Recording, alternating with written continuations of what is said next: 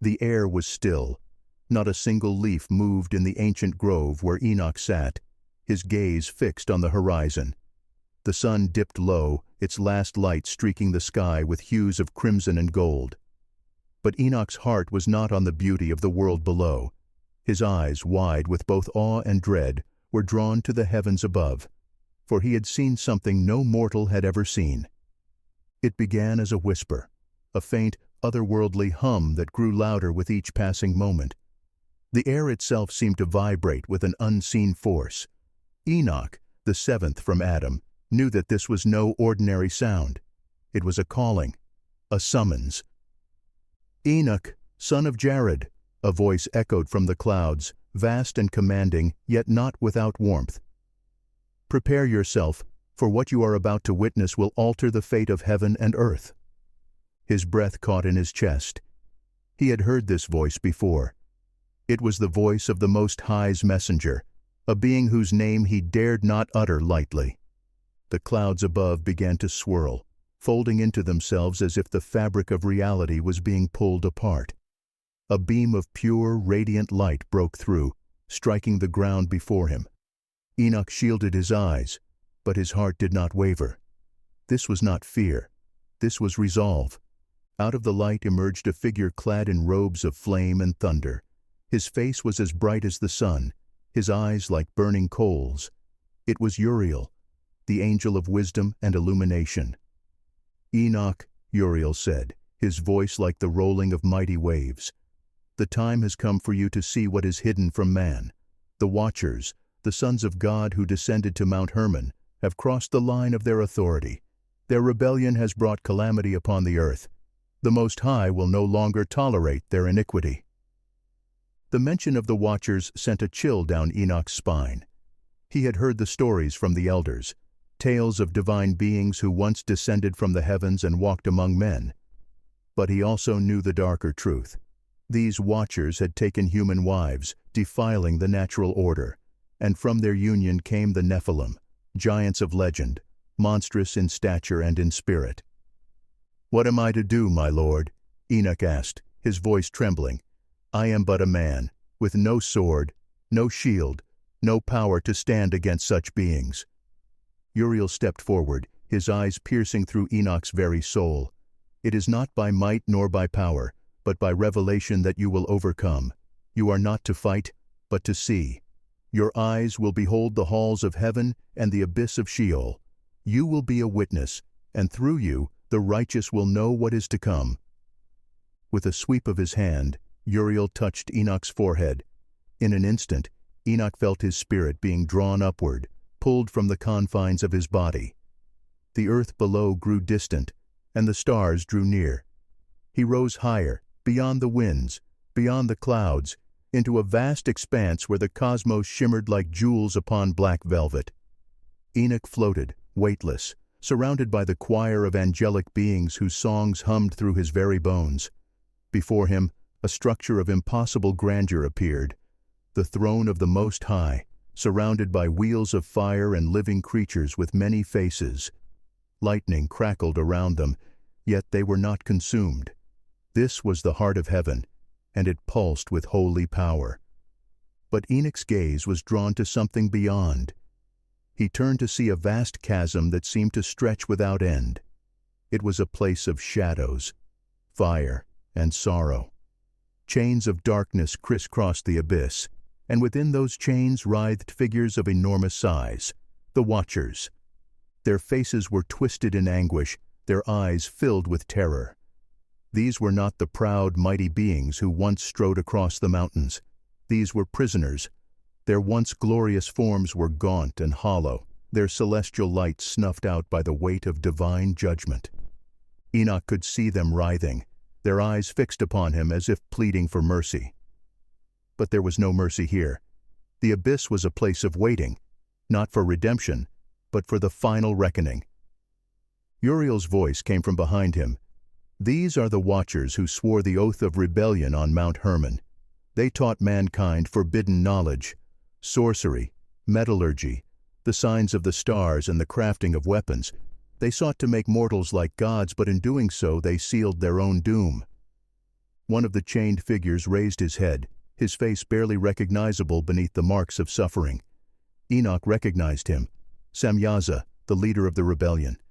His eyes locked with Enoch's, and in that moment, Enoch saw into his mind. Visions of fire, war, and the cries of humanity filled his sight. "Spare us!" Samyaza's voice echoed in Enoch's thoughts, like the rustle of dead leaves on a cold wind. "We only wish to give them what they desired: knowledge, power, light." Enoch turned away, his heart heavy. "You knew the price," he whispered. "You knew, and yet you chose." Uriel placed a hand on Enoch's shoulder. The day of their final judgment draws near, but their fate is already sealed. Their children, the Nephilim, will be destroyed by the flood to come. But these will remain bound until the great day. The great day. The words echoed in Enoch's mind. He knew now why he had been called to see these things. It was not for his sake alone, but for the sake of generations to come. His writings would endure, and through them, humanity would know of the fate that awaits those who rebel against the Most High. Suddenly, the chains on the watchers rattled, and their eyes turned to the sky above. A tremor shook the heavens. Enoch looked up to see a light so pure, so blinding, that even the angels shielded their faces. "The Son of Man approaches," Uriel declared with reverence. "He is the one who will judge both the living and the dead. His coming will be the terror of the wicked and the hope of the righteous." Enoch gazed upon the light, and though he could not see its source, he felt its power wash over him. His spirit trembled, but it was not fear. It was awe. Pure, unending awe. "Return now, Enoch," Uriel said softly. "Write all that you have seen. Warn them. Tell them of the Watchers, the Nephilim, and the final judgment. For though their chains are unseen, their influence lingers still." With a flash of light, Enoch was back in his body, gasping for air. His heart pounded in his chest. He clutched the ground beneath him, feeling the roughness of the dirt, the warmth of the sun now gone. Night had fallen, and the stars above twinkled like the eyes of unseen witnesses. But Enoch was no longer the same man. His eyes had seen the unseen, and his heart had borne the weight of prophecy. He knew now what he had to do. By the light of the moon he began to write, words that would echo through the ages. "The watchers who sinned shall be bound in the abyss. Their children, the giants, shall perish in the flood, and in the end all will stand before the Son of Man. The wicked shall be like chaff before the wind, but the righteous shall inherit the kingdom of heaven." Enoch's hand did not falter as he wrote. The words poured forth like a river. The world would know. They had to know. The Watchers' rebellion was not forgotten, and their judgment had only begun. The wind howled through the mountain peaks of Hermon, a place where mortal men feared to tread. The night air was cold, but the cold was not what gripped the hearts of those who gathered there. It was the weight of destiny and rebellion. Upon that sacred mountain, a host of figures stood in defiance of the divine decree. These were no ordinary beings. Their forms were radiant, their eyes like burning torches, their presence commanding awe and terror alike. These were the Watchers, a legion of heavenly beings sent to observe and protect humanity. But tonight, their purpose had shifted. "Brothers!" boomed a powerful voice, cutting through the night air like a blade of thunder. It was Samyaza, their leader. He stood at the center, his face set like stone, his gaze unyielding. "Too long have we gazed upon them from afar. Too long have we watched them struggle in ignorance and weakness. It is time. Time for us to act." The crowd of Watchers stirred. Whispers like the rustle of leaves in the wind filled the air. Some nodded in agreement.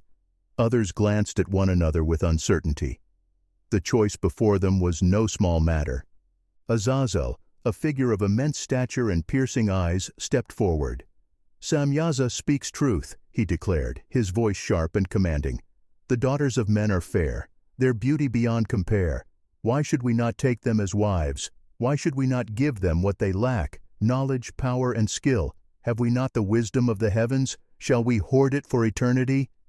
A murmur of approval spread through the ranks. The thought was intoxicating. But one among them, Arachiel, hesitated. "Do you not know the cost of this?" he asked, his voice laced with concern. "If we do this thing, there will be no return. The Most High will see it all. His judgment will be swift, and none of us will be spared." Samyaza raised his hand, silencing him. His eyes burned with conviction. "The Most High gave us free will, did he not? Does he not permit us to choose?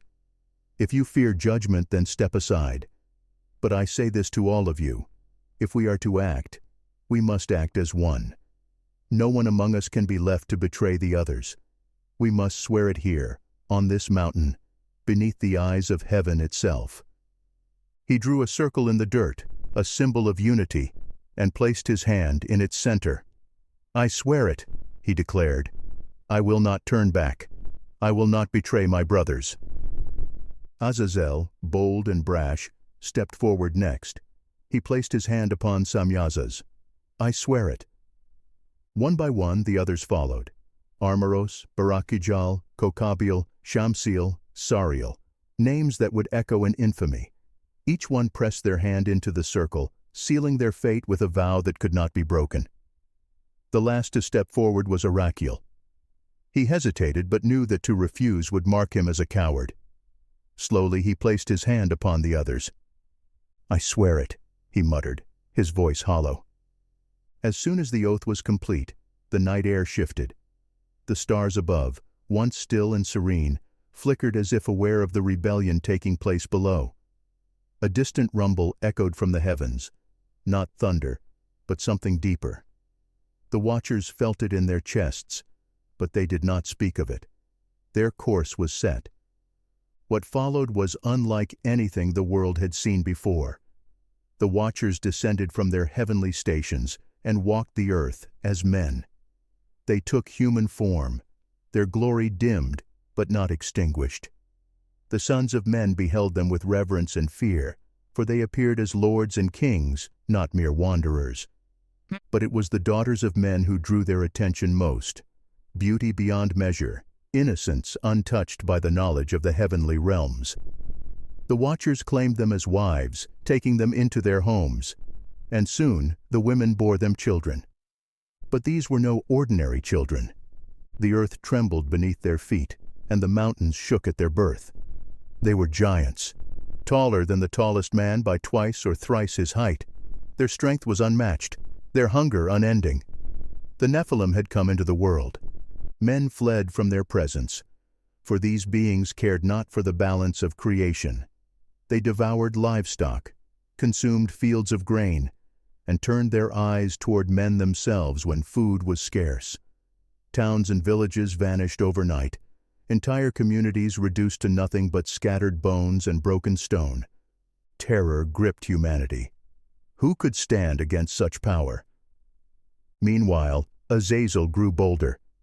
No longer content to walk among men, he taught them secrets that were meant only for the divine. He taught them the art of forging weapons of war, swords, shields, and armor of gleaming bronze. He revealed the art of making mirrors to see the hidden, the knowledge of cosmetics to enhance beauty, and the mystery of enchantments to control fate. The sons of men who once lived simple lives now wielded instruments of power beyond their understanding. And with this knowledge came war. Brother turned against brother. Cities rose and fell. The Nephilim, with their insatiable hunger for conquest, led men to war for sport. Blood stained the earth, and the cries of the innocent rose to the heavens like the smoke of 1,000 sacrifices. It was then that the archangels took notice. Michael, the commander of the heavenly hosts, stood at the gates of heaven, his gaze fixed upon the earth below. His face was stern, his eyes filled with righteous fury. "They have gone too far," he declared. "Their sins rise like a stench before the Most High. No longer will we permit it." Beside him stood Gabriel, the messenger of God, his wings shimmering like silver. "The prayers of the righteous cry out for justice," he said. "Shall we wait for the day of their ruin, or shall we act now?"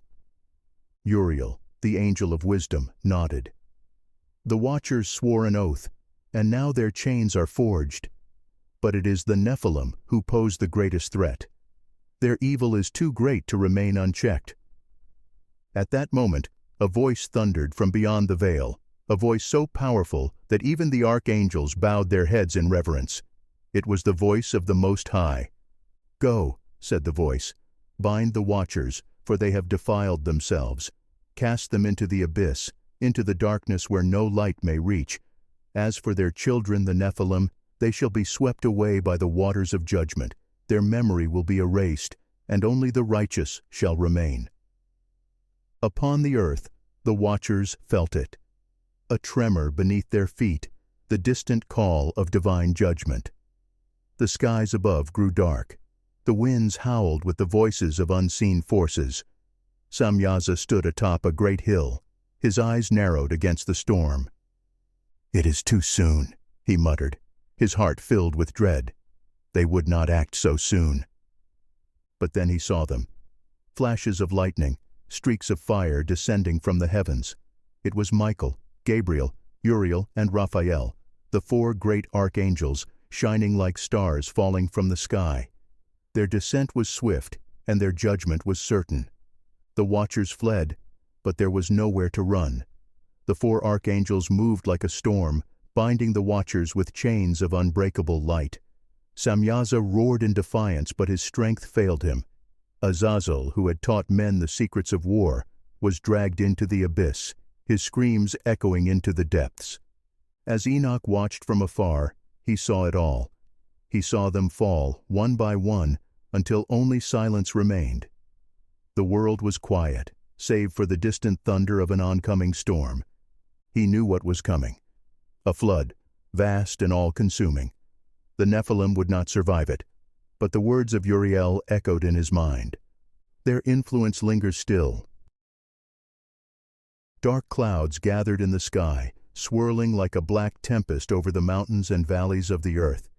The winds howled with an eerie resonance, as if the world itself was mourning. The once vibrant lands, teeming with life, now lay under a shadow of impending doom. Enoch stood upon a high hill, gazing at the ominous horizon. The visions he had seen in the heavenly realms now played out before his eyes. It was all happening, just as Uriel had told him. His heart grew heavy, for he knew that soon the waters of judgment would come. The watchers were already bound in the abyss, their rebellion crushed, but their legacy remained, the Nephilim. These giants, half human and half divine, still roamed the earth with unchecked fury. Their hunger knew no bounds, and their hearts were filled with cruelty. Towns were crushed underfoot, the cries of men and women rising to the heavens like a wail of despair. Fathers hid their sons, mothers wept over their daughters, and every eye turned to the skies, pleading for deliverance. But none came. The Most High had already spoken. Deliverance would not come in the form of protection, but in the form of purification. It would not be a rescue, it would be a reckoning.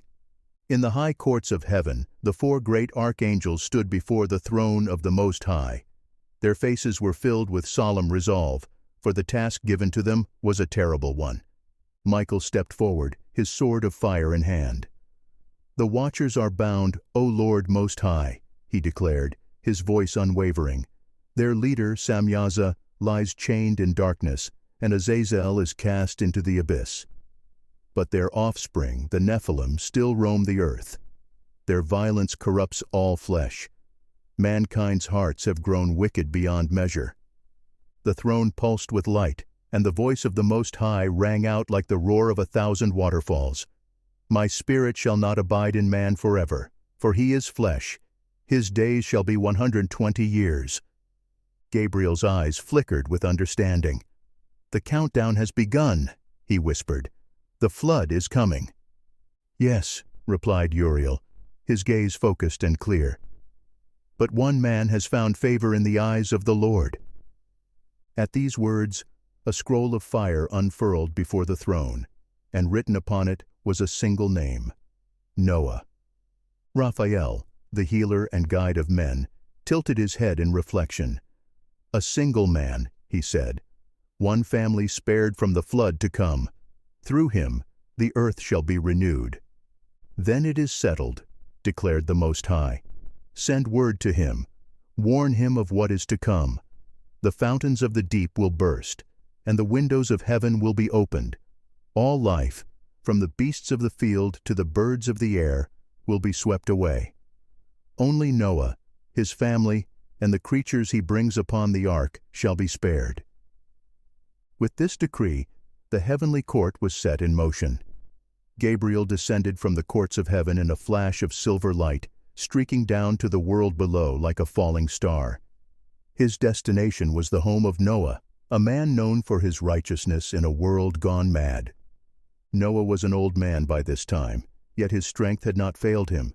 His hands were calloused from years of labor, and his eyes, though aged, were sharp with wisdom. As he sat by the fire tending to his tools, a presence filled the room. It was not seen but felt, like the warmth of the sun on a cold day. "Noah, son of Lamech," came a voice like a melody of thunder. Noah rose slowly to his feet, his eyes scanning the room. He knew at once this was no voice of man. He fell to his knees, his head bowed low. "Speak, my lord," he said with reverence. "Your servant is listening." The presence grew stronger. Light filled the room, illuminating every shadow. Noah raised his eyes slowly and saw him. Gabriel, the messenger of God. The angel's face shone with a holy brilliance, his eyes like flames of bronze. "Behold," said Gabriel, his voice calm but unyielding, "the end of all flesh is at hand, for the earth is filled with violence. The Most High has seen the corruption of men, the evil of their hearts, and the chaos wrought by the Nephilim. Therefore, he has declared that the world shall be cleansed by water." Noah's heart trembled within him. He had seen the wickedness of his neighbors, the brutality of the giants, and the way men called good evil and evil good. But to hear that judgment had been set, this was more than he had imagined. "You, Noah, have found favor in his sight," Gabriel continued. "You are to build an ark of gopher wood. Make it 300 cubits long, 50 cubits wide, and 30 cubits high. Inside prepare rooms, and coat it with pitch inside and out. You shall bring into the ark 2 of every kind of living creature, male and female, to preserve them from the flood.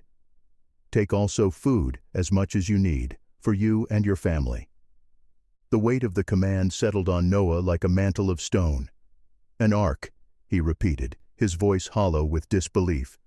"An ark to carry life, while all else perishes."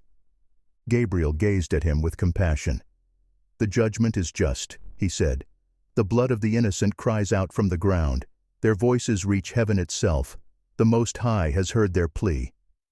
Noah bowed his head and wept. He wept for his friends, his neighbors, and for all those who would be swept away. But he did not question the command.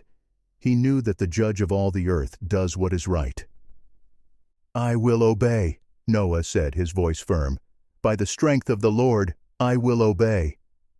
The days that followed were filled with the sound of hammers and saws. Noah's sons, Shem, Ham, and Japheth, worked tirelessly under his direction. The ark began to take shape. It loomed like a fortress in the valley, its towering frame visible from miles away. Men and women from the nearby villages came to mock them. "What madness is this, old man?" they jeered. "Why waste your life on a boat in the middle of dry land?" Noah did not respond to their taunts. His heart was too heavy, his mind too focused, but he knew that every swing of the hammer was one step closer to salvation. The Nephilim watched from afar, their giant forms leaning against the cliffs, their eyes narrowed with disdain. "The old man builds his coffin," one of them said, a grin splitting his face. "Let him have his delusions." But the days of mocking would soon come to an end. At last the sky grew still. The wind ceased. The birds fled in every direction, their calls echoing in the distance. Something was coming. Noah stood before the open door of the ark. The sun was obscured by thick gray clouds that churned like boiling water. He could feel it, the shift in the air, the pressure building like a storm about to break. "Father," Shem called, "the animals are coming." Noah turned to see them. Birds of every kind filled the sky, their wings beating like 1,000 drums. From the forests and plains, beasts of all shapes and sizes emerged. Lions, bears, gazelle, and wolves came side by side, driven by an unseen force. The lions did not hunt the gazelle, nor did the wolves chase the sheep. All were driven by one command: enter the ark. When all was prepared, Noah and his family entered. The rain began to fall, soft at first, then harder. Thunder cracked across the sky, and the fountains of the deep burst forth. Water shot from the ground like geysers. Rivers overflowed and valleys became lakes. The door of the ark was sealed shut by an unseen hand. Noah knew that hand belonged to the Most High. The flood had come. The Nephilim, so mighty and proud, now clung to mountaintops, their voices roaring like thunder. But there was no escape. One by one, they fell into the deep. Their rebellion had come to an end. The waters surged like an unstoppable force, rising higher with every heartbeat. Great waves crashed against the mountains, sending torrents of water into the valleys below. The ground quaked as the fountains of the deep broke open, unleashing vast pillars of water that shot into the sky like columns of liquid fire. The air was thick with the sound of thunder, rain, and the mournful cries of men, women, and beasts.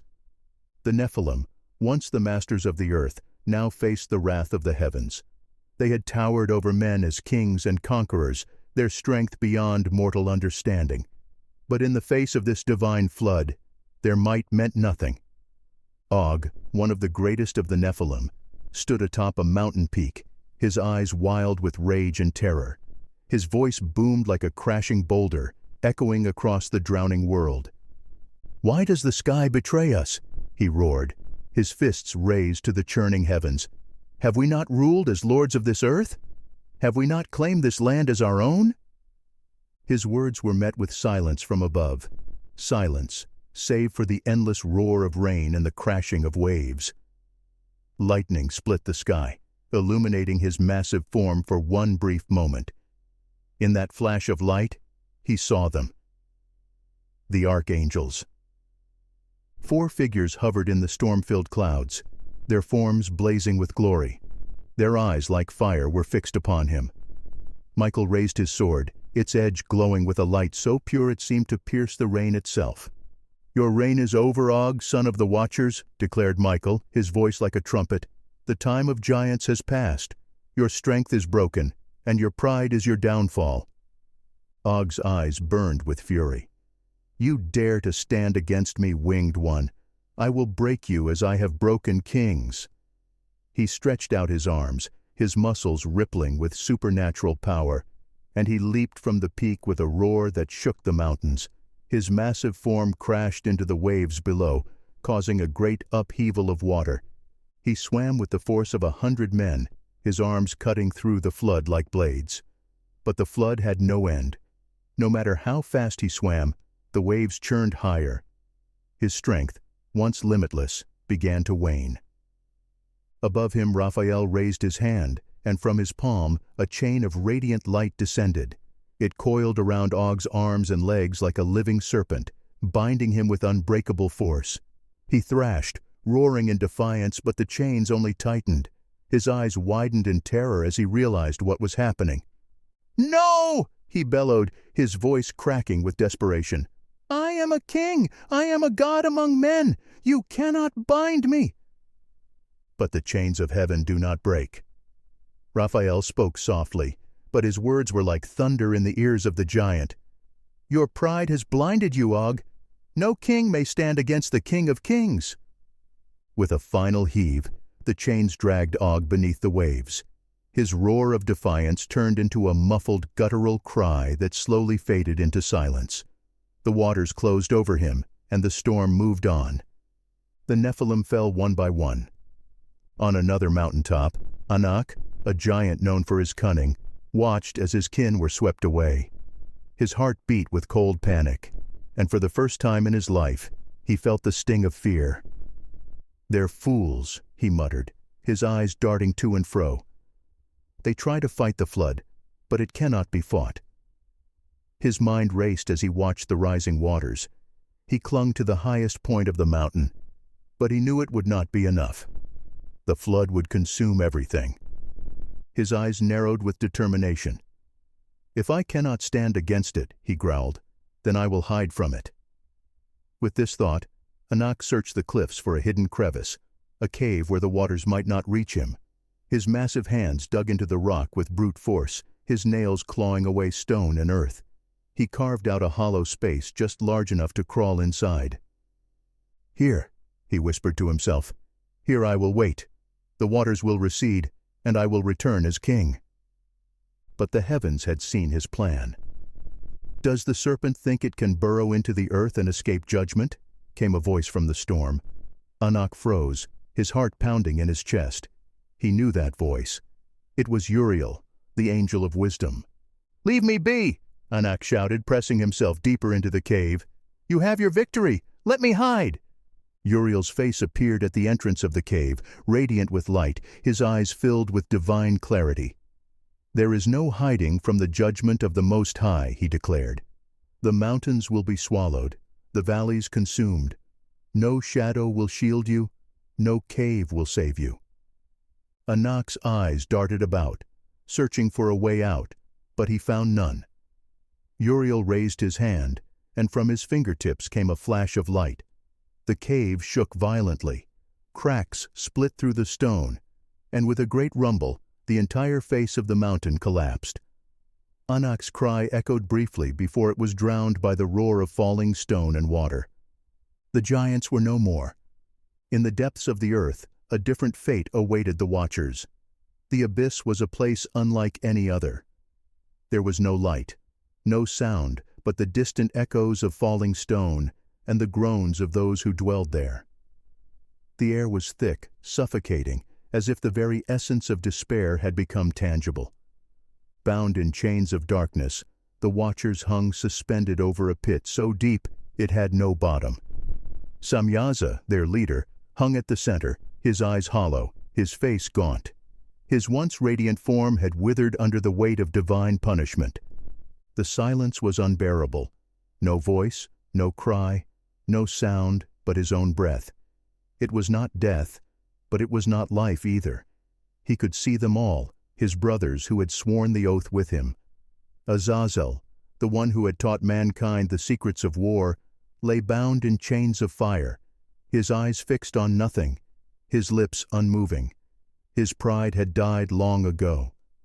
Samyaza felt a shift in the abyss. A presence moved through the shadows, one unlike the others. A figure cloaked in robes darker than night itself approached. It was not an angel. It was something older. "Samyaza," it said, its voice like the hiss of 1,000 serpents. "Do you know me?" Samyaza's eyes darted to the figure. He knew. He knew this presence well. It was Sheol personified, the spirit of the underworld itself. "Why do you torment me?" Samyaza asked, his voice hoarse. "I have already fallen. I am bound, forgotten, cast into this abyss. What more can be taken from me?" The figure leaned in, its breath like a cold wind on burning flesh. "Your fall is not the end, Watcher. The great day is coming, and on that day you will stand before the Son of Man. Your judgment is not yet complete."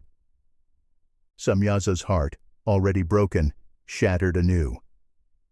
"The Son of Man," he whispered, "the one who is to come?" The figure nodded slowly. "He comes not with chains, but with fire, not with silence, but with the sound of a trumpet, and when he stands before you, there will be no place to hide." Samyaza closed his eyes, wishing he could sleep, wishing he could forget. But there was no forgetting. The abyss was eternal, and he would wait there until the appointed time. The storm upon the earth had reached its peak. The waters covered the highest mountains, drowning every living thing that walked upon the ground. The cries of men had ceased. The laughter of the Nephilim was gone. The only sound that remained was the steady rush of the floodwaters, and above it all, one vessel floated, the ark. Inside, Noah and his family sat in silence, listening to the rain tap against the wood. It had been 40 days and nights, but in truth it felt like a lifetime. "Father," Shem said softly, "do you think it's over?" Noah gazed into the distance, his eyes filled with quiet resolve. "No," he said, "the world must be made new." The rain had stopped. For the first time in 40 days and 40 nights, the hammering of water against the wooden hull of the ark had ceased. The air was still, heavy with the scent of rain and the brine of endless waters. Silence, thick, profound, and unsettling, filled the ark. Noah lifted his head, listening intently, his hands resting on the rough wood of the ark's walls. "Father," said Japheth, his voice cautious but hopeful, "has it ended?" Noah closed his eyes and took a slow breath. He could feel it, the shift in the air. "Yes," he said at last, "the rain has ceased, but the waters still remain." Around him, his family stirred. Shem, Ham, Japheth, and their wives exchanged glances, a flicker of hope igniting in their hearts. They had endured the unending roar of the storm, the cries of the beasts, and the uncertainty of survival. Now, at last, there was quiet. "Will it drain away, Father?" asked Ham, rubbing the back of his neck. "Or will we remain here forever, adrift on this sea of nothing?" Noah did not answer at first. His eyes turned toward the small opening at the top of the ark, where light filtered through in thin silver beams. "We wait for a sign," he said quietly, his eyes distant. "The Most High has sealed us in, and He alone will release us." His sons nodded, though doubt still lingered in their eyes. Days passed, and the waters did not recede. The beasts in the ark grew restless, their growls, roars, and chirps echoing through the vessel. Noah knew that patience was needed. He prayed often, his heart bowed in humility before the Creator. His family followed his example, though their resolve wavered at times. On the 7th day after the rain stopped, Noah opened the small window and released a raven into the sky. They watched as the black bird flapped its wings and soared into the clouds. "It will not return," Ham muttered. "It will find some place to rest, and we will be forgotten." But the raven did not return. Days later, Noah released a dove. The bird flew high, circling the endless sea, searching for a place to land. Hours passed, and the dove returned, weary and empty-handed. It had found no place to rest its feet. Noah took the bird gently in his hands and whispered, "Not yet, little one. Not yet." The days stretched on. Everywhere they looked, there was only water, gray, endless, and without form. The line between sea and sky was blurred, an infinite mirror of stillness. The ark drifted slowly, carried by unseen currents, but to those within, it felt as though they were unmoving, caught between past and future. On the 14th day, Noah released the dove once more. They watched it vanish into the mist.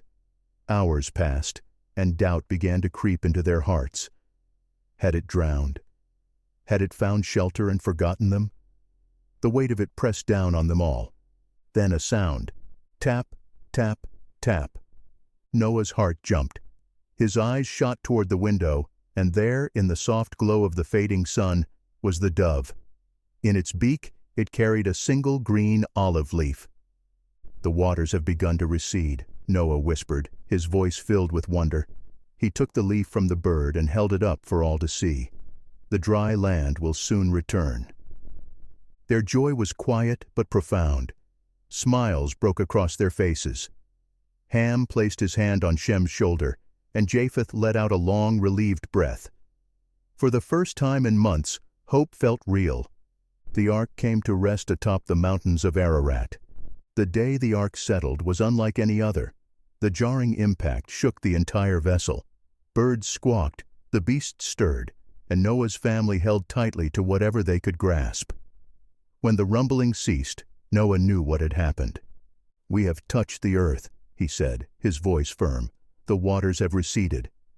He fell to his knees, his eyes brimming with tears. Shem, Ham, and Japheth knelt beside him, and together they lifted their voices in prayer. Blessed are you, O Most High, for you have remembered your servant. You have spared us from destruction, and preserved the work of your hands. To you alone belongs the glory, the power, and the kingdom forever. Their prayers filled the ark like incense rising to the heavens. The animals were silent, as if they too sensed the significance of the moment.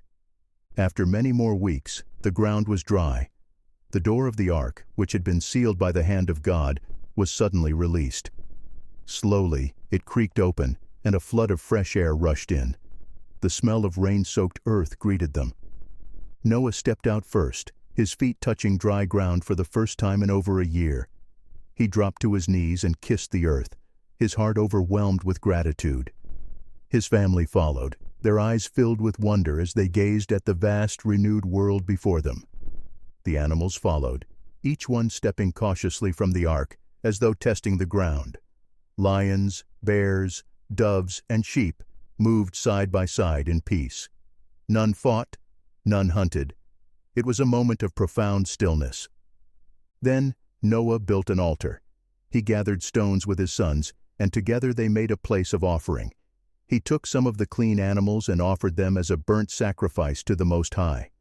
As the smoke rose into the sky, the scent of the offering reached the heavens.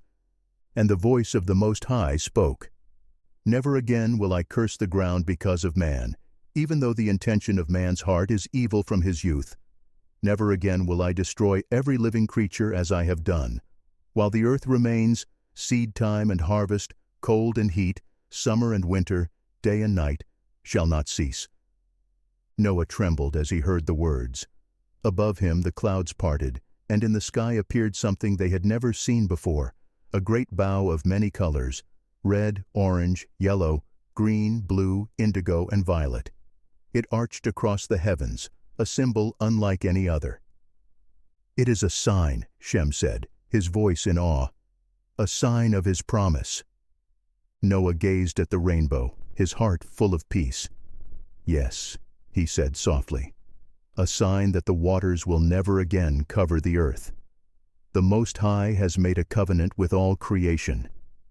But deep beneath the earth, in the abyss, the bound watchers saw the rainbow too. Their eyes, hollow with despair, gazed up through the veils of shadow. Though separated from the world above, they could still see. The rainbow was a reminder not just to men, but to them as well. "His mercy endures forever," Samyaza muttered, his eyes dim with bitterness. He hung in chains of darkness, unable to move, unable to speak except in whispers. "But not for us, not for us." Azazel shifted in his bonds, his eyes flickering with faint light. "They walk free," he rasped, his voice dry as dust. "The sons of Noah walk the earth and our children lie in the deep. Is this justice?" "This is judgment," replied Arachiel, his face grim. "And we swore the oath. We knew what it meant." The silence of the abyss returned. The watchers hung there, suspended in timeless agony, their thoughts consumed by regret and rage. But in their hearts, they knew one thing for certain. The rainbow was not for them. Noah's family stood together on the cleansed earth. The air was fresh, the land fertile, and the promise of life was before them. But Noah's eyes lingered on the rainbow, his heart heavy with understanding. "The waters are gone," he said, looking to his sons, "but the shadows remain. The watchers may be bound, but their legacy, their influence, still lingers. Guard your hearts, my sons, for the whispers of rebellion are never far away." The rainbow shimmered above them, its colors vibrant and pure. A promise, a covenant. But in the distance, beyond the mountains, the unseen forces of darkness watched and waited. The sky above was clear, painted in hues of blue so deep it seemed endless. The air was crisp, and the gentle warmth of the sun bathed the land. All around, the world seemed at peace. Birds soared overhead, and the distant roar of wild beasts echoed through the valleys. The flood was over. The land was renewed. But deep beneath the surface of this new world, The echoes of the old remained. Noah stood upon a high ridge, gazing down at the fertile land below. His hands rested on a staff carved from gopher wood, a reminder of the ark, of salvation, and of judgment. Behind him, his sons worked the ground, sowing seeds into the fresh soil. Shem moved with quiet diligence, his hands steady. Japheth hummed a tune as he tilled the earth. But Ham's eyes wandered, watching the shadows that danced along the tree line. Noah saw it. He had seen it for some time. There was a restlessness in Ham that troubled him. His other sons looked to the land with hope, but Ham's eyes often turned toward the horizon, as if searching for something unseen. "Ham," Noah called, his voice strong but kind. "Why do your eyes wander so?" Ham blinked, pulled from his thoughts. He hesitated before replying. "I was just thinking, Father," he said, his gaze shifting toward the tree line. "The world is so wide now.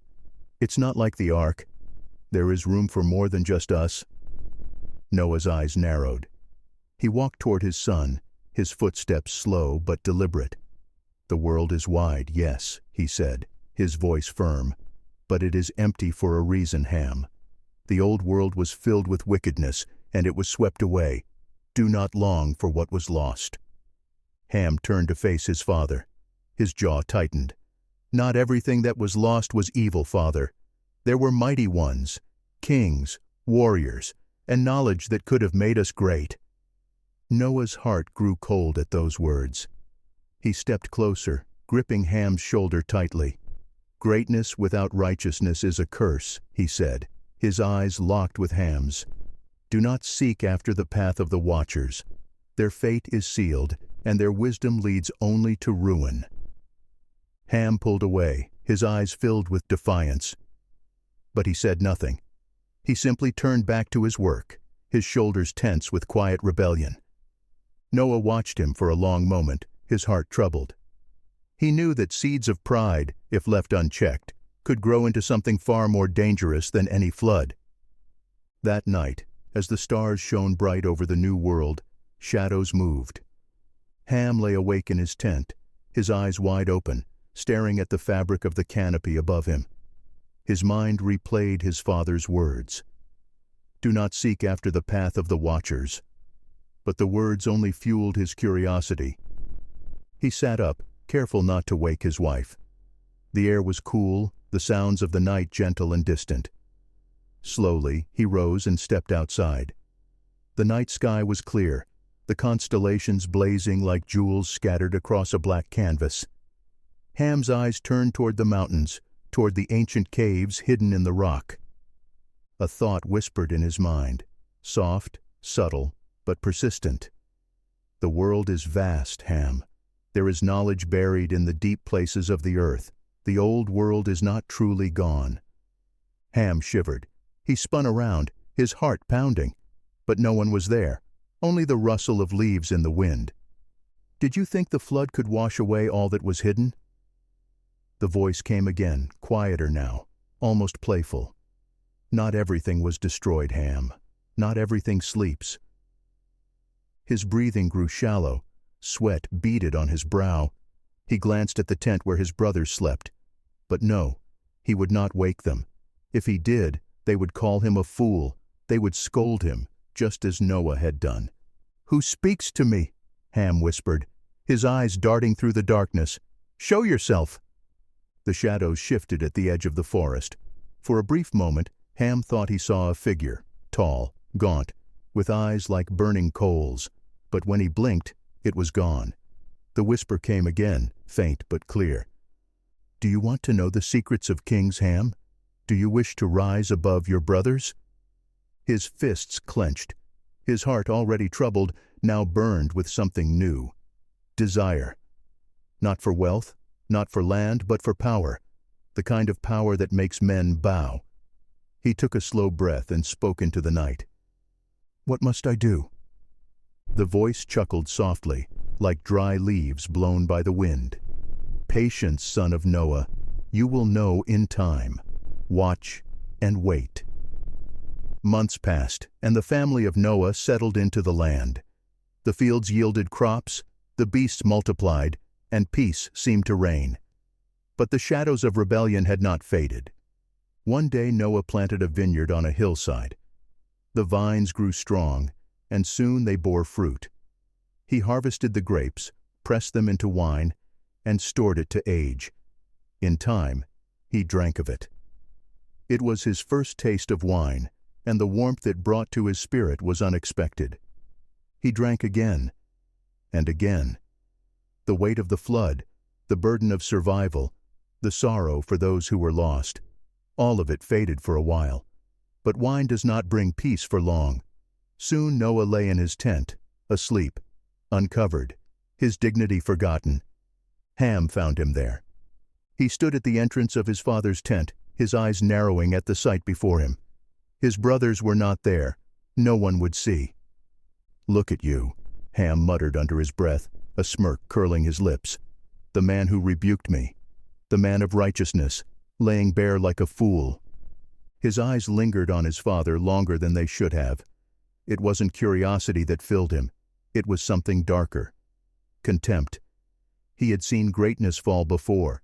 He had watched the mighty Nephilim fall beneath the waves. And now he saw his own father brought low, drunk, and helpless. A whisper echoed in his mind once more. "See how easily kings fall, Ham? You could be greater than him." But before Ham could turn away, Shem and Japheth arrived. They saw him standing at the entrance of the tent, and they knew something was wrong. "Ham," Shem said, his voice sharp with warning, "what have you done?" Ham scoffed, "I've done nothing. Look for yourselves." Shem's eyes narrowed in disgust. "Turn away," he said. "Do not gaze upon our father's shame." Japheth grabbed a cloak, and the two brothers walked backward into the tent, their eyes fixed on the ground. They draped the cloak over Noah, covering his nakedness. But when they turned, they saw Ham's face. There was no shame in it, only pride. The next morning Noah awoke and knew at once what had been done. He called his sons to him, his eyes filled with grief and righteous anger. "Cursed be Canaan," Noah declared, his voice sharp as a blade. "A servant of servants shall he be to his brothers. Blessed be the God of Shem, and may Japheth dwell in his tents. But as for you, Ham, your son will bear the curse." Ham's face darkened with fury, his eyes narrowing like a snake ready to strike. But he said nothing. The curse had been spoken. Words like those could not be unspoken. From that day forward, the sons of Ham walked a different path. They settled in the lands of Egypt, Canaan, and Cush, places where the whispers of old still lingered. For though the watchers were bound in the abyss, their influence lived on through the pride of men. The whispers had not ceased. The ancient knowledge, once sealed away, had begun to seep back into the hearts of kings and conquerors. It whispered to the sons of Ham. It whispered to the empires they would build. Not all chains are made of iron. Some are made of words. The sun rose slowly over the plains of Shinar, casting long golden rays across the fertile land. Dew clung to every blade of grass, and the air buzzed with the soft hum of waking life. But amidst this calm, something was stirring. Something ancient, something bold. At the heart of Shinar, men gathered, hundreds at first, then thousands. Their voices were as numerous as the grains of sand upon the shore, and at the center of it all stood one man, a man unlike any other. His name echoed through the crowds like the roar of thunder. Nimrod. His name was spoken with reverence, fear, and awe. His frame was tall, his shoulders broad, and his eyes burned with the fire of ambition. He was not like other men. His presence commanded attention. His words demanded obedience. But it was not just his strength that set him apart. It was his will. He was the great-grandson of Noah through Ham, and though Noah's curse had fallen upon Ham's son Canaan, Nimrod had risen above it. Where others bowed, he stood. Where others fled, he charged forward. The people called him Mighty Hunter before the Lord. But his hunt was not for beasts alone. It was for power. The people of Shinar followed Nimrod willingly. He was a warrior, a builder, and a leader of men. He founded great cities, Erech, Akkad, and Calneh. But it was in the heart of Shinar that he set his sights on something far greater. He stood atop a rise, gazing over the plains, his eyes locked on the horizon. His captains gathered around him, men of strength and cunning. They wore the hides of lions, their hands stained with the blood of battle. "Look at it," Nimrod said, his voice steady and cold. He swept his arm across the plains. "This world is ours. We have built cities, raised walls, and driven back the beasts. But still, we are bound to the ground, like beasts ourselves." His captains glanced at one another. One of them, a man named Arvani, furrowed his brow. "What do you mean, my lord?" Nimrod's eyes turned to the sky. "The flood taught us that the ground is no refuge. It can be swallowed. It can be taken. The heavens, however, are untouchable. No flood can reach them. No judgment can tear them down." The men followed his gaze to the clouds above, confusion and awe mingling on their faces. "Then let us ascend," Nimrod continued, his voice rising with intensity. "If we build a tower, a fortress that pierces the heavens, then who will be able to reach us? Not flood, not fire, not even the judgment of the Most High. We will no longer be servants. We will be kings of the sky itself." There was a moment of silence. The men exchanged glances, their eyes filled with uncertainty and wonder. They knew the stories of the flood. They had heard of the judgment that wiped away the old world. But what Nimrod spoke of was something more. It was not survival. It was defiance. A slow grin spread across Arvani's face. "A tower to the heavens," he said with a nod. "A throne for kings." The captains roared in approval. They raised their weapons high, their voices mingling into one. A tower, a throne, a kingdom that never falls. Nimrod's face was as still as stone, his eyes sharp with determination. He did not join their cheer, for his thoughts were already on the task ahead. The work began. Word spread quickly through the land. Workers were called from every city Nimrod had built. From Erech, Akkad, and Calneh, men and women came, bringing with them tools, stones, and clay. It was said that entire forests were cut down to fuel the fires of the kilns. Brick upon brick was forged, and mortar was mixed with care. The tower rose slowly at first, but with each passing day it grew taller. The workers moved in shifts, day and night, never resting. They built ramps of earth, spiraling up like a serpent coiling around a tree. At first it was a marvel. People came from miles away to gaze upon it. Children pointed to it with wide eyes, and mothers whispered to their husbands, "Surely the gods dwell there." But it was not for the gods. It was for men. Stone by stone, layer by layer, it rose higher. The sounds of hammers and chisels echoed across the plains, blending with the calls of foremen shouting orders. Nimrod watched it all from his seat atop a stone dais, his eyes cold and calculating. He saw the faces of the workers, the sweat on their brows, the weariness in their limbs. They feared him, but they obeyed. "This is power," he muttered to himself. "Not kingship over men, but kingship over the world itself." But as the tower grew, so did the whispers. At first they were faint, like the rustling of leaves in the wind. But over time they grew louder. The whispers spoke to the workers in the night, filling their dreams with visions of thrones, crowns, and fire. "They will make you a king," the voice would say. "Nimrod builds his throne, but who will sit on it?" Men awoke in cold sweats, their eyes darting about the dark tents. Some dismissed it as dreams. Others, however, began to believe. Their hearts grew proud, their minds filled with envy. "Why should he reign over us?" one man muttered. "Do we not lay the stones with our own hands? Do we not bear the weight of this tower on our backs?" Rebellion took root. It was slow, like a seed planted in fertile soil. It grew in secret, and none could see it, none except for the one who whispered. For these whispers were not born of the wind. They were the echoes of something older, something deeper. The voice of the watchers.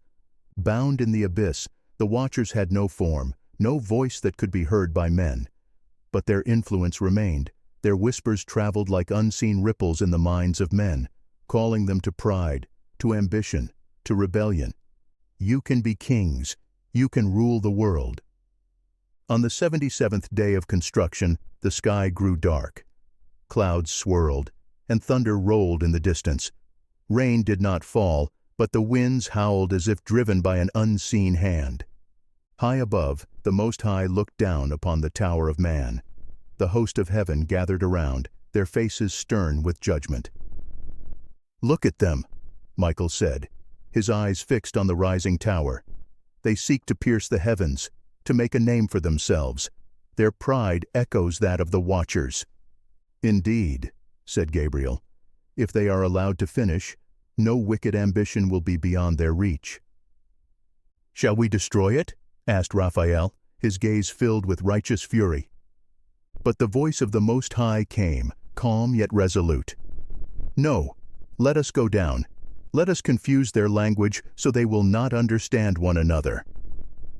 The next morning, the workers returned to their posts. But as they called out to one another, confusion broke out. "Pass me the brick," one man shouted. The worker next to him tilted his head, his face scrunched in confusion. "What did you say?" he replied in a language no one recognized. "What nonsense are you speaking?" the man shouted back, his words foreign to the ears of his brother. Panic spread through the workers. Men barked orders, but none could understand. Captains shouted, but their words were like the babble of children. The work stopped. Tools were dropped. Hands were raised in frustration. Nimrod stood on his dais, his eyes wild with fury. "Keep working," he roared, but none could understand him. The tower was abandoned, the people scattered. Their unity was gone, and their pride was shattered. The place was called Babel, for it was there that the Most High confused the language of men. But Nimrod did not forget. He sat alone atop the half-built tower, his eyes filled with burning rage. "Curse you, Most High," he muttered under his breath. "You may scatter them, but I will gather them again." Far below, a shadow shifted. It whispered to him, unseen but felt. "Yes, Nimrod, gather them, and this time build more than a tower." The city of Babel lay in ruins. The tower, once a symbol of human ambition, now stood as a broken monument to pride. Its unfinished walls jutted out like jagged teeth, sharp against the gray sky. The winds howled through its hollow chambers, carrying with them the echoes of confusion. Workers had abandoned it, their tools scattered in the dust like relics of a forgotten age. But not all had left. Nimrod sat upon a shattered stone at the base of the ruined tower. His hands were caked with dust and dried blood. His once proud gaze had turned hollow, his eyes fixed on the broken dream before him. His jaw was tight, his teeth clenched with rage. "The Most High has mocked me," he muttered to himself. His fingers traced the cracks in the stone. His thoughts churned like storm-tossed waves. He scattered them, turned their tongues to madness, and left me with nothing but ashes. For a moment, silence reigned. Then came the whisper. "No, Nimrod." The voice was faint, like the hiss of wind through a narrow crevice. But it was clear. Nimrod's eyes darted left and right, his heart pounding in his chest. "Who speaks?" he demanded, his hand gripping a nearby stone like a weapon. "Show yourself." "I am here in the shadows, where kings are made." The shadow of the tower's broken wall grew darker. It was as if the absence of light had thickened, taking on a shape of its own. From the shadow stepped a figure, not a man, not a beast, but something in between. Its form flickered like a mirage, its face obscured, its eyes twin embers of dull red fire. Nimrod did not flee. He did not tremble. His heart, hardened by defiance, met the gaze of the figure head-on. "You are no man," Nimrod said, his voice steady. "What are you?" The figure stepped closer, its feet making no sound upon the ground. Its voice was smooth, ancient, and cold as a winter's night. "I am a watcher," it said simply, "not of the living world, but of the abyss. I am bound, yes, but not silent. Nimrod's eyes narrowed with suspicion. The watchers were cast into the abyss by the Most High, bound in chains of darkness. How do you speak to me? The figure tilted its head. The abyss has its cracks, Nimrod. Not all chains are strong forever. Not all shadows are silent. Do you think the knowledge of the watchers was erased from the world? No. Men like you carry it still, and I see it in you. You crave power. You crave dominion. I can give it to you. Nimrod's heart quickened. He knew the tales of the watchers, the sons of God who took the daughters of men and bore giants. Their knowledge had once made men into kings. Their secrets had turned simple shepherds into warriors. Why would you give me anything? Nimrod asked, his voice filled with suspicion. What do you gain from it, Watcher? The figure's form shimmered like smoke in the wind. Its voice echoed like a drumbeat. We share a common enemy, the one who scatters, the one who judges. If men rise high enough, if they build something that cannot be toppled, even the Most High will be forced to watch. You have seen it yourself. You tasted it when the tower began to rise. The world moved at your command. Nimrod's eyes flickered with recognition. He remembered it well. The way men had obeyed him without question, the way their hands worked as one. It was not just leadership, it was control. The figure drew closer, its eyes locking with Nimrod's. Build again, Nimrod. But this time, not with bricks and mortar. Build a kingdom of men. Bind them with laws, with symbols, with power. Speak a language that all men understand, and they will follow you. Build a city, not a tower. A city that never falls. Nimrod breathed deeply, his eyes burning with newfound purpose. Babylon, he muttered, the name forming on his lips as if by divine revelation. A kingdom without end. Yes, the shadow hissed, its voice smooth as silk. Build it high, Nimrod. Build it wide. Not with stones, but with men. A kingdom of law, order, and fear. A kingdom where all tongues are one, where no one can flee from your reach. The words struck deep in Nimrod's heart. He stood, his eyes filled with fire. He gazed at the broken tower before him and saw not a failure, but a foundation. His lips curled into a slow grin. Babylon, he said again, louder this time. It will be more than a city. It will be an empire. The shadow's eyes flared with crimson light. Then let it be so, son of Ham. Build your empire. I will be watching. Years passed. The city of Babylon rose from the ashes of Babel. No longer a tower, but a kingdom. Its walls stretched far and wide, adorned with gates of bronze and towers of blue stone. Its ziggurats reached into the sky, places of worship, power, and mystery. Nimrod sat on a throne of iron and stone, his eyes sharp as an eagle's. His captains stood before him, each man a king in his own right, but none dared challenge Nimrod's rule. They bowed before him, not because they loved him, but because they feared him. Tell me, Nimrod said, his eyes fixed on one of his captains, how many have pledged loyalty to Babylon this week? The captain bowed low. 3 kings have submitted, my lord. Their cities send tribute, gold, silver, and slaves. Nimrod smiled, his fingers tapping the arm of his throne. 3 more under my banner. 3 more to fuel the fire. His eyes moved to the grand hall where his soldiers trained. The sounds of swords clashing and shields striking filled the air.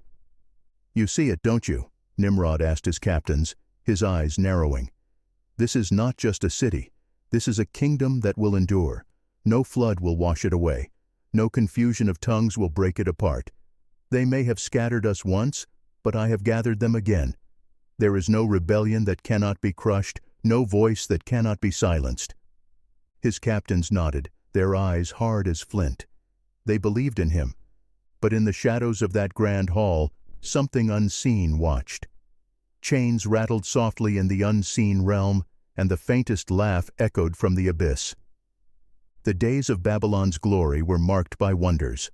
The hanging gardens, the gates of Ishtar, and the temple of Marduk became symbols of human achievement. Travelers from distant lands marveled at its splendor. But no man could see the invisible strings that moved behind it all. For though the watchers were bound in darkness, their whispers were not. The knowledge of sorcery, metallurgy, enchantment, and astrology, these things did not die with the flood. They lived on in secret, carried by men who craved power.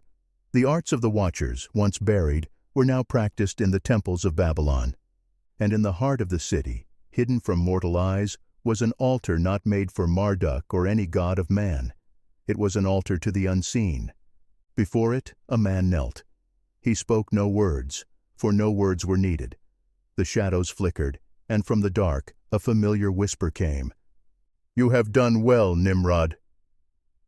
Nimrod lifted his eyes, his heart as cold as stone.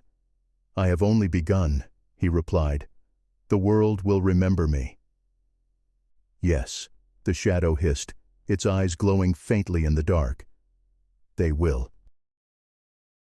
Night blanketed the city of Babylon. The fires of the ziggurats flickered like stars on the ground, casting long shadows that danced across the stone walls. The city was alive with murmurs, merchants counting their silver, soldiers telling stories by the fire, and priests chanting incantations in the high places. But beneath it all, below the grand halls and royal chambers, there was a place few knew existed. Deep underground, in a chamber lit only by faint flickering torches, men gathered in silence. Their faces were covered with cloth, and their robes bore symbols that twisted and writhed in the dim light. The air was thick with the smell of burning herbs and molten metal. At the center of the chamber, a table of black stone bore strange objects: a serpent's fang, feathers from a raven, a shard of crystal, and a cup filled with a dark, swirling liquid. Symbols were carved into the stone, ancient sigils that predated even the flood. "Are the preparations complete?" a man's voice asked, sharp as a blade. His face was hidden beneath a dark hood, but his eyes shone like embers in the night.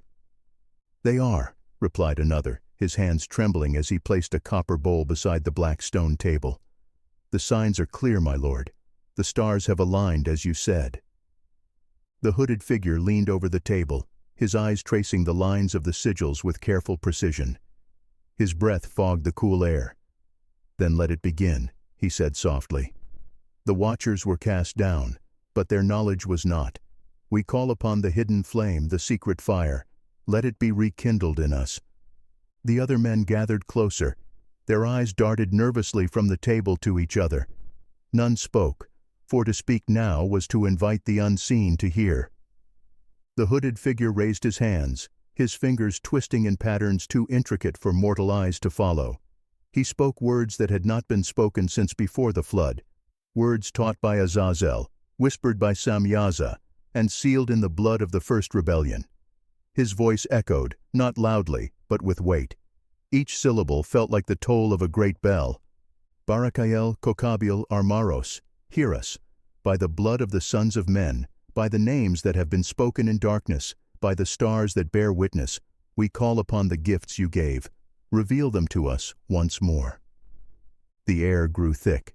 The torches flickered wildly. For a moment it felt as though the whole chamber was sinking into the earth. The shadows twisted unnaturally, stretching and coiling like serpents. Then, the cup on the table began to boil. The dark liquid inside bubbled and frothed as if stirred by an unseen hand. The men drew back, some gasping in fear, but the hooded figure did not move. His eyes burned brighter now, his gaze fixed on the cup. "Do not fear," he hissed. "They hear us. They see us." The bubbling stopped. The liquid lay still, but something had changed. A faint glow now emanated from the cup, a soft greenish-blue light that pulsed in time with the beating of a heart. "They have answered," the hooded man said, his voice filled with triumph. "The knowledge of the watchers flows once more." He dipped his fingers into the cup, letting the glowing liquid coat his fingertips. Then, with slow precision, he drew a symbol on his forehead, the shape of an eye. The other men stared in awe, their breath shallow. One of them, braver than the rest, stepped forward. "Teach us, Master," he pleaded. "Show us how to wield it." The hooded man grinned, his teeth sharp in the flickering torchlight. "You will learn," he said, "but first you must give something in return." Above the chamber, life continued as normal. Merchants traded goods, soldiers patrolled the streets, and families sat around small fires, eating bread and meat. But none of them knew that the ground beneath their feet was no longer clean. Something had been unleashed. The whispers began slowly. At first it was only the priests of Marduk who noticed. They would dream of strange shapes, golden eyes watching them from the void. They woke in the night with sweat on their brows, convinced they had heard footsteps in the temple halls. But when they checked, no one was there. Next, the nobles of Babylon began to change. Their dreams became vivid, filled with visions of power, glory, and thrones rising from the earth. Whispers spoke to them in their sleep, offering promises of wealth and wisdom. "Take it," the whispers said. "Take it, and all will bow before you." One noble, a man named Belkudur, woke one night with a start. He had seen himself crowned as a king, standing atop a ziggurat with a scepter of fire in his hand. But his heart pounded with fear, for in the dream he had seen a shadow standing behind him, silent, watching, always watching. Far from Babylon, in the wilderness beyond the great rivers, the old man Noah knelt on the ground. His hands dug into the soil, planting seeds in the earth. His beard, white as snow, hung low over his chest. His sons worked nearby, tending the flocks and repairing tools. Noah's fingers pressed a seed into the dirt, and he whispered a prayer as he covered it with earth. "May it bear fruit, O Lord. May the land remain clean, and may the hearts of men remain pure."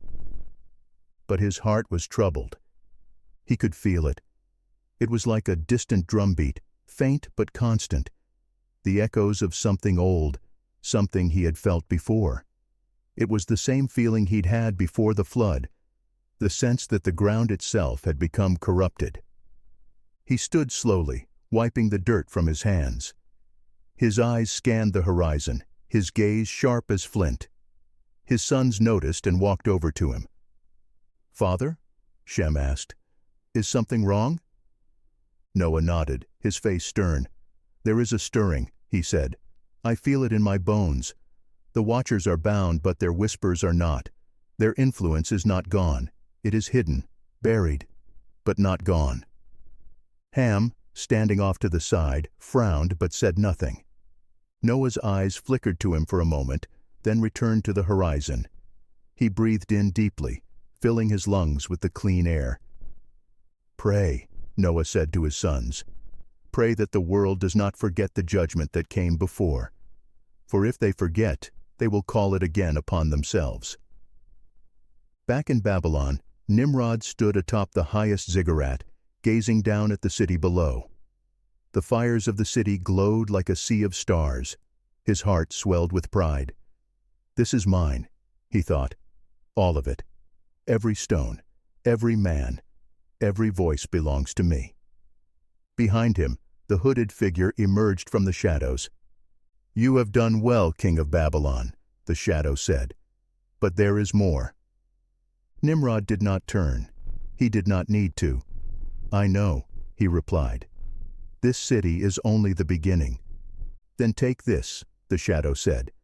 It stretched out a hand, and in its palm lay a small black stone carved with the sigil of an eye. "With this, you will see as we see.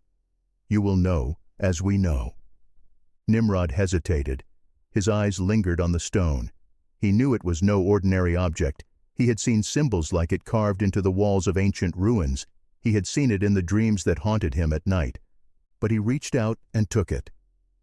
The moment it touched his hand, his vision changed.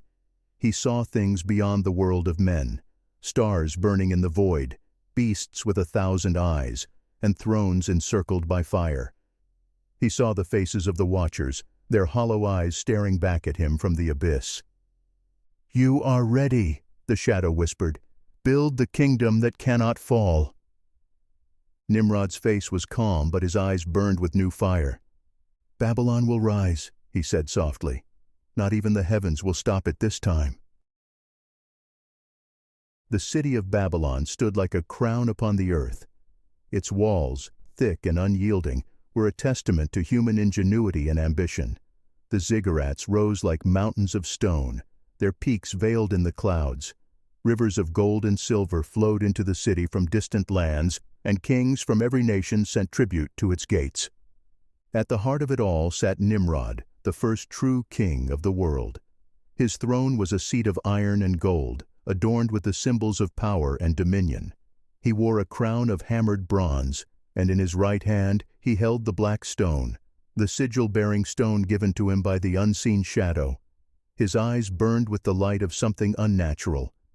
He no longer spoke of towers. He no longer sought to build with stone and clay. His vision had changed. The power of the Watchers flowed through his veins like fire.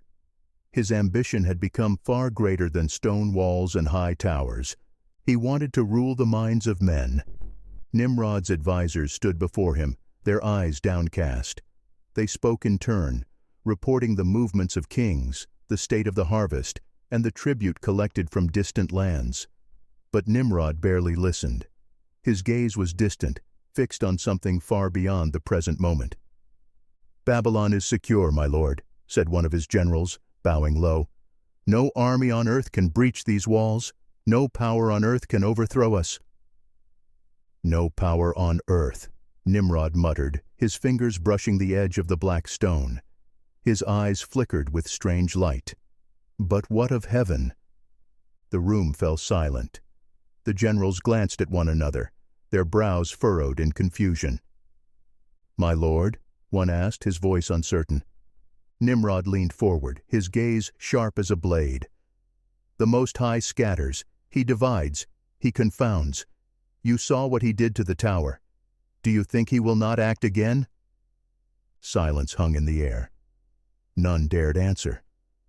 "But this time," Nimrod said, his voice low and cold, "we will not build a tower of stone. This time, we will build something that cannot be scattered. We will build a legacy in the hearts of men." His eyes swept across the room, locking onto each of his advisors, one by one. "Bring me the scribes," he ordered.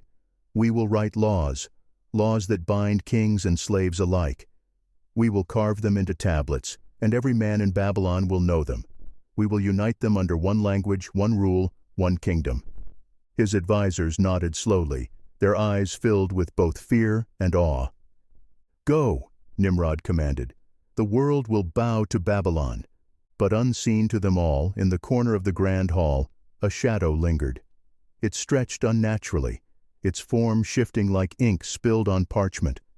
Two faint points of red light shimmered where its eyes should have been. It watched as the men left the chamber. It watched as Nimrod sat back on his throne, gripping the black stone with white-knuckled hands. "Yes, King of men," the shadow whispered, its voice soft as silk. "Bind them with words. Seal them with law. Teach them to bow to you, and they will never rise again." Nimrod closed his eyes, letting the whispers fill his mind. His lips moved as if in silent prayer, but he prayed to no God. "The world will remember me," Nimrod thought to himself. "No flood will wash away my name. No tongue will scatter my works." And in the darkness of the abyss, far beneath the earth, the bound watchers stirred. Their chains remained unbroken, their bodies trapped in unyielding darkness. But their thoughts traveled like echoes across the unseen realms. The name Nimrod reached them, carried by unseen forces. Samyaza, leader of the Watchers, raised his head from where he hung. His hollow eyes blinked slowly. "He bears our mark," he muttered. His voice was like the scraping of metal on stone. Azazel, his face twisted by ages of torment, sneered in the darkness. "He holds the stone," Azazel rasped, his voice sharp with hatred. "He wields the knowledge. Our teachings have not been forgotten." "Nor will they be," said Armaros, his voice a mere whisper. "They still seek it. Men always seek it." There was silence for a moment. Then Samyaza raised his face toward the unseen heavens. "You have not won, O Most High," he hissed. "Your flood did not cleanse them. your chains did not silence us." His eyes, though hollow, burned with defiance. "We will return." Far from Babylon, deep in the wilderness, Noah knelt once more in prayer. His bones were old, his hair as white as winter snow, but his heart was as sharp as ever. "Most High," he said, his voice quiet but firm, "the flood has passed, the earth is new, but the shadows remain." He placed his hands on the ground, feeling the soil beneath his fingers, his brow furrowed. "I have felt it, Lord. The ground trembles with something unseen. I see it in the eyes of my sons, in the hearts of men. The curse of the watchers lingers still, their whispers have not been silenced." Noah lifted his eyes to the sky, gazing at the stars. He saw them twinkling like flames in the night, and he remembered the words of Uriel, the angel of wisdom. "The great day is coming, Noah. The Son of Man will rise, and every chain will be broken, even the chains of the abyss." Noah closed his eyes. "How long, O Lord? How long until the great day?" There was no answer, only the whisper of the wind, the rustle of leaves, and the distant call of a night bird. But in his heart, he knew. The great day would come, but not in his lifetime. The chains of the watchers would remain, but their influence would continue. Noah's heart grew heavy. If men forget the flood, they will call judgment upon themselves once more, he whispered. If they forget. Back in Babylon, Nimrod stood atop the grand ziggurat, gazing down at the city below. His people moved like ants, their torches glowing in the dark. His eyes shone with the light of something beyond mortal wisdom. The black stone sat in his palm, its sigil faintly glowing.